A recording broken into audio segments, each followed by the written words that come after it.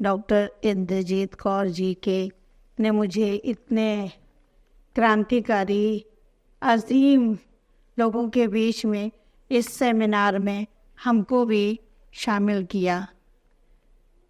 ये बात मैं इसलिए कहना चाहूँगी कि बहन है, क्योंकि हम दोनों ने बहुत ज़्यादा संघर्ष उन लोगों के लिए भी किया है और उन महिलाओं को भी अपना प्रेरणा स्रोत बनाया जो अपनी आवाज़ को बुलंद करती आई हैं।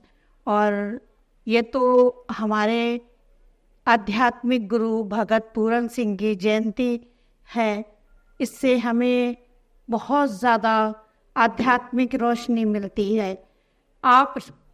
आपकी आज जयंती के लिए मौके पर जो सबको बुलाया है वो इसीलिए बुलाया है कि वो एक क्रांतिकारी, शांति प्रिय, आध्यात्मिक संत थे और उन्हीं ने आपसी सौहार्द के लिए, मानवता के लिए, उनकी अधिकारों और सुरक्षा के लिए जो आंदोलन किया था, जो समाज सेवा की थी, जो उनके विचार थे कि हर कण कण में मानवता और ईश्वर और रब का नूर है, हमें सबको सेवा देना है, यही सबसे बड़ी इबादत है, यही सबसे बड़ा पुण्य है।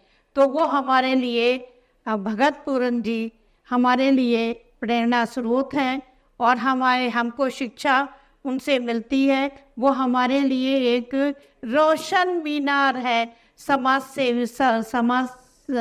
के दबे कुचले लोगों के लिए, निरी और असहाय और बीमारों की सेवा करने का जो उनके अंदर हौसला था, जो उनके तरीके थे काम करने के, वो हम जैसी एक छोटी सी समाज सेविका के लिए एक बहुत बड़ा एक रोशन रास्ता, एक मार्गदर्शन के रूप में वो मैं उनको समझती हूँ।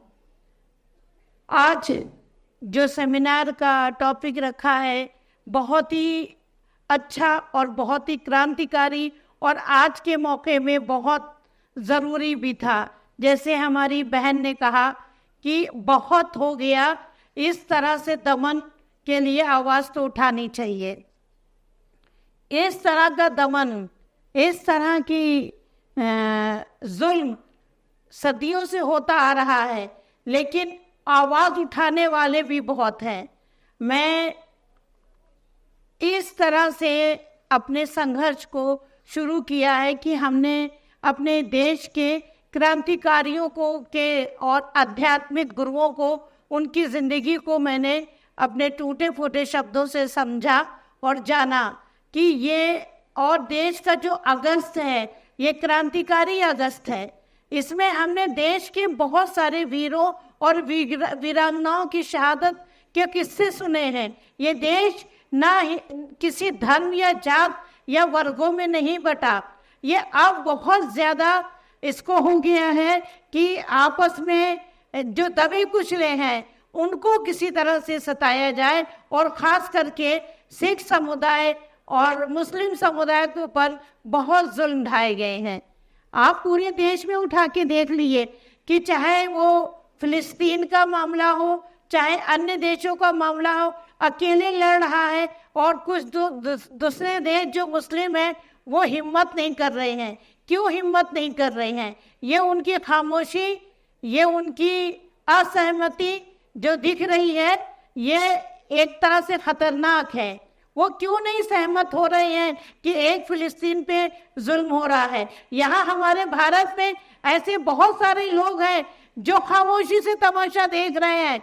वो क्यों नहीं असहमति दे रहे हैं कि हमें ऐसा, इसमें सहमत नहीं है, हम आवाज़ उठाएंगे। चाहे वो स्कूल में बच्चों की पढ़ाई की फीस हो, चाहे उनके बच्चों का भविष्य हो, उसमें भी बच्चे माँ बाप अपना पेट काट के मजदूरी करके भारी भारी पैसे जमा करते हैं और उन बच्चों की फीस जमा करते हैं, लेकिन किसी नफरत के कारण, क्योंकि जब हमारे देश का राजनीतिक नेता जाहिल या कब पढ़ा लिखा होगा, शिक्षा की अहमियत नहीं समझेगा और देश की मूल जो संस्कृति है, सांझी संस्कृति, उसके मूल और उसके अध्यात्म को नहीं समझेगा, तो वो इसी तरह से देश के बच्चों का भविष्य या हमारे देश की सेना की जिंदगी को खेलता रहेगा। मैं ये कहना चाहूंगी कि क्या हम लोगों को इसके लिए आंदोलन नहीं करना चाहिए? क्या आवाज नहीं उठानी चाहिए? चाहे देश की लड़कियां हो, किसी भी धर्म या समुदाय की हो, चाहे मणिपुर का उठा लीजिए किस्सा, चाहे उत्तर प्रदेश का उठा लीजिए, चाहे अन्य राज्यों को उठा लीजिए, महिलाओं का या लड़कियों का बलात्कार कर रहे हैं और उनको जला दे रहे हैं, उनको बोटी बोटी काट करके उनको फ्रिज में रख रहे हैं, उनको कोई किस तरह से सजा नहीं मिल रही है? क्यों नहीं सजा मिल रही? सजा उनको दी जाती है जो लोग आवाज उठाते हैं इंकलाब की, जो उन लोगों को जेल में किसी न किसी बहाने जहर दे दिया जाएगा, उनको मार डाला जाएगा। अब तो हमको लगता है और बहुत सारे क्रांतिकारी समाज सेवियों को लगता है जेल भी अब सुरक्षित नहीं है, किसी न किसी बहाने उनका भी कत्ल कर दिया जाएगा, उनकी भी आवाज बंद कर दी जाएगी। ये हिटलर के पदचिन्हों पे चल रहे हैं जो लोग, जिनके खिलाफ आवाज उठानी चाहिए। लोग डरते हैं कि कहीं सरकार हमारे ऊपर न केस कर दे, उनके बच्चे कहाँ जाएंगे, उनकी पत्नी कहाँ जाएगी। कुछ लोग कोरोना में जो बर्बाद हुए, बेरोजगार हुए, उनके लिए कौन जिम्मेदार है? कोरोना की दवा इंजेक्शन को एक तरह से व्यापारियों को भरा गया पैसा और कमजोर लोगों को वो कोरोना के इंजेक्शन लगाया गया। इस कोरोना के इंजेक्शन से मैंने भी अपने पति को खोया है। कोरोना में मेरे शौहर इसी तरह से चले गए और मैं भी कोरोना से पता नहीं किस लिए बच के आ गई। शायद मुझे अभी कुछ और जीने के लिए मुझे अपने मानव सेवा में कुछ कर्ज करना है अदा, उस कर्ज के लिए अब शायद हमें जिंदा रहना है, या हमें आप जैसी समाज सेवियों के साथ में मिलकर के अपनी आवाज बुलंद करनी है। बहुत सारे ऐसी चीजें हैं जिसके लिए अभी हमारी बहनों ने कहा। मैं यही कहना चाहूंगी कि आवाज तो उठानी पड़ेगी। अब मौत का डर तो सबको रहता है, लेकिन जब क्रांतिकारी के रास्ते पे निकल जाते हैं तब कोई डर नहीं रहता, क्योंकि हमें वीरों और वीरांगनाओं की शहादत हमारे सामने एक मिसाल पे रहती है। जिम्मेदार हम नागरिक भी हैं। बहुत सारी चीजों में हम धर्म के ठेकेदारों या धर्म के लोगों की हम बातों में आकर के हम उन्हीं की बात मान लेते हैं। हमको कुरान पढ़ना चाहिए, अगर हमको अपने धार्मिक ग्रंथ पढ़ना चाहिए। धार्मिक ग्रंथ में सिर्फ एक ही बात है कि तुम मानव सेवा करो, मानव प्रेम करो और सच के लिए रास्ते पे चलो, जुल्म मत सहो। हमने भी यही बात करबला में मोहम्मद सल्लल्लाहु अलैहि वसल्लम के नवासों की शहादत में भी यही मैंने सीखी है कि इमाम हुसैन अलैहिस्सलाम को जब यजीद ने कहा कि मुझे बादशाह स्वीकार करो और सिग्नेचर करो, उन्हीं ने कहा मैं जालिम, अय्याश और भ्रष्ट बादशाह के लिए हम कभी नहीं चाहेंगे कि वो जनता पर आए और मैं साइन नहीं करूंगा। और उन्हीं ने साइन नहीं किया तो उन्हीं ने कहा, यजीद ने कहा कि हम तुम्हें कत्ल कर देंगे। तो उन्हीं ने कहा हमें कत्ल करना गवारा है, लेकिन हम ये नहीं चाहेंगे कि हम तुम्हारे जैसे जालिम बादशाह को स्वीकार करें और यहाँ ये इस तरह जुल्म होता रहे। और उनको भूखा प्यासा शहीद किया गया। करबला का वाकया हम सब आज भी उसी तरह किसी न किसी रूप में देख रहे हैं कि हम लोगों की रोटी छीनी गई, हम लोगों के मकान छीने गए, हम लोगों के सम्मान और स्वाभिमान, हमारी पहचान पर धब्बा लगाया जा रहा है। हमारी पहचान को लेकर के हम सिर्फ एक समुदाय या किसी धर्म विशेष की बात नहीं कर रहे हैं। एक पहचान, चाहे वो ये कह दिया जाता है कि हम उनकी कपड़ों और वेशभूषा से पहचानते हैं, तो ये क्या मतलब हुआ? जाति धर्म लेकर के आप सरकार नहीं चला सकते हैं। आपको देश के लिए चुना गया है, आप चुने हुए सरकार हैं और जनता को अपने नेता से, अपनी सरकारों से अपने हक और अपने अधिकार की मांग करनी पड़ेगी, आवाज उठानी पड़ेगी। हम लोग ये सोच करके बैठ जाए कि हमारे साथ में क्या होगा क्या नहीं होगा, ये तो अंजाम में फिर हम लोग और ज्यादा नरक में जाएंगे। हमने तो जो जी लिया, आने वाली नस्लें बहुत परेशान होंगी। इसलिए ये सभा एक बहुत महत्वपूर्ण है। बहुत महत्वपूर्ण है। इसके लिए हम सभी उन समाज सेवियों को मैं सलाम करती हूँ कि जिन लोगों ने इस आवाज़ को उठाई, ऐसा सोच करके ये टॉपिक उठाया है। देश का हाल अभी हमारे समाज सेवी महिला ने भी बताया, देश के अन्य कोने का भी बताया। शाहीन बाग में हम भी गए थे, वहाँ भी मेरे ऊपर काफ़ी प्रताड़ना हुई, काफ़ी मेरे ऊपर भी परेशानियाँ हुई। आप देखिए कहीं ना कहीं कॉमन सिविल कोड को लेकर के भी आवाज़ें उठने लगी। हमको चेयरमैन ने बुलाया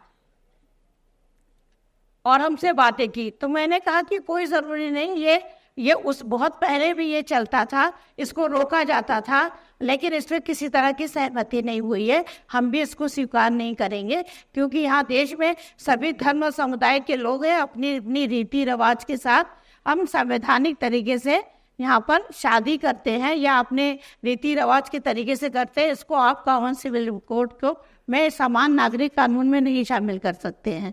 ये हमारी असहमति थी, लेकिन हिम्मत की, लेकिन और लोग नहीं जग गए मेरे साथ, अकेले हम अपने कुछ लोगों के साथ में गए। शुरू से हम संघर्ष करते आए हैं, चाहे वो महिलाओं के तलाक को लेकर के हो, चाहे मस्जिद में एक साथ नमाज पढ़ने को लेकर के हमको रोका गया, हमको मस्जिद से बाहर कर दिया गया कि आप महिला हैं, मस्जिद में नहीं आ सकती। हमने कहा क्यों? कहे नहीं, आप घर में पढ़िए नमाज। मैंने उनसे बहस नहीं की, लेकिन घर आई, जब अपने बच्चे को ईद की नमाज पढ़ाने लगी थी, वापस आई तो ईद के दिन मेरा ख़राब हो गया कि इस तरह से क्या सऊदी अरब में जो हज और तवाफ़ होता है, उम्रा होता है, वो औरतें मर्द एक साथ अल्लाह के घर में काबा शरीफ में करते हैं, तो यहाँ मस्जिद में क्यों नहीं हमको मना किया। इसके लिए बहुत सोचा, लेकिन किसी ने मेरे साथ सहमति नहीं दिया।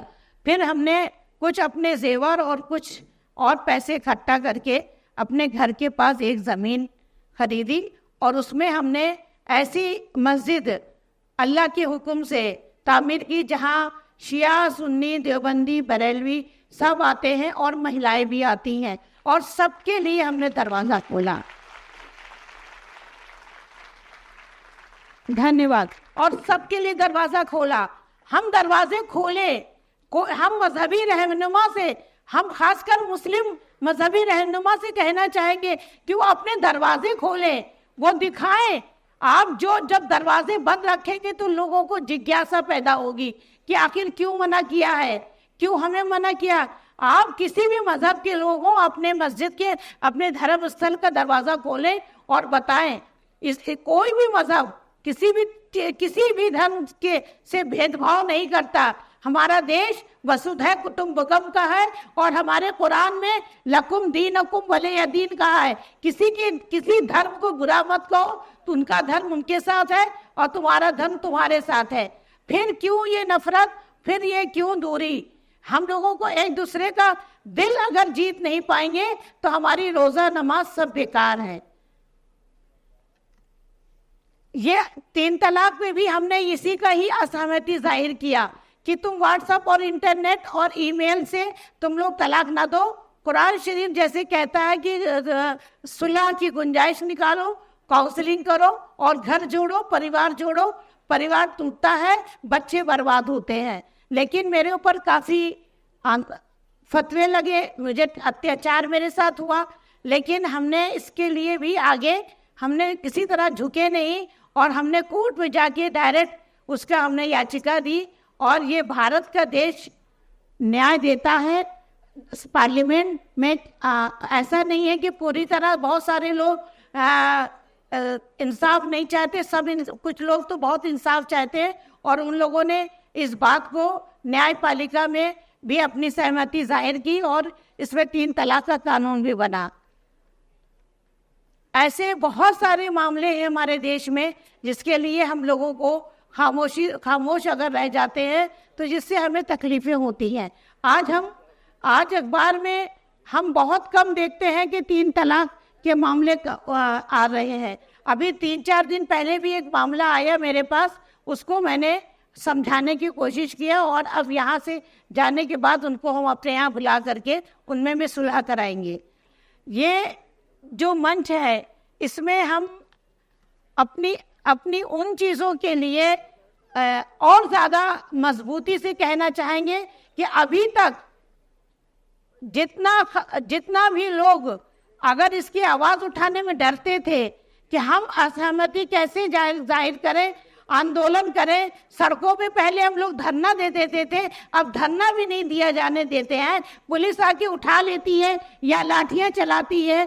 तो इसके लिए हम लोगों को क्या करना होगा? हमने कहा बहुत सारे तरीके हैं, हम लोग मीटिंगें करें, जैसे आज यहाँ मीटिंग है इसी तरह हम लोग हर जगह मीटिंग करें।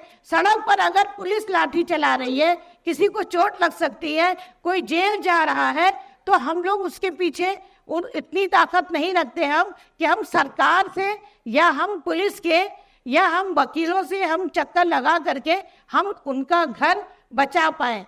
हम लोग आवाज़ उठा सकते हैं, अपने तरीके से आवाज़ उठाएं। और बहुत सारी ऐसी समाज सेवी हैं जो बहुत मजबूत और ताकतवर है, उनके साथ संसाधन है, तो वो बहुत ज़्यादा आवाज़ उठा करके उसमें जा सकती है और जाती भी है। जैसे अभी उमर खालिद की बात की है, मैं इसी बात से अपनी बात को कहना चाहेंगे कि खामोशी अच्छी नहीं, इनकार होना चाहिए। ये तमाशा सरे बाजार होना चाहिए कि हम आवाज़ उठाएं, चाहे किसी तरह से भी। और मैं बीजी के लिए भी ये कहना चाहेंगे कि आपके कदमों में सितारे भी लिपटना चाहें।